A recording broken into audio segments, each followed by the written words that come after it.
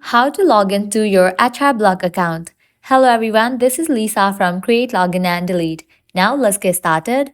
Launch your preferred browser. At the top, you'll see the search box. Over there, type in HR Block account and search for it. Now click on the very first website option, MyBlock, open it. With that, you will be directed to the login page. Now from here, you can easily log into your account. H&R Block is an American tax preparation company operating in Canada, the United States, and Australia. Their ideas are rooted in unique and diverse perspectives fueled by curiosity and creativity. It is a provider of consumer tax services worldwide. Now you have to type in your credentials over here to log into your account. Firstly, type in your username, email, or mobile number. Once you type in, click on continue, and in the next page, you will need to type in your password. Once you type in your password, click on confirm, and with that, you will be logged into your account. So this way, you can easily log into your HR Block account.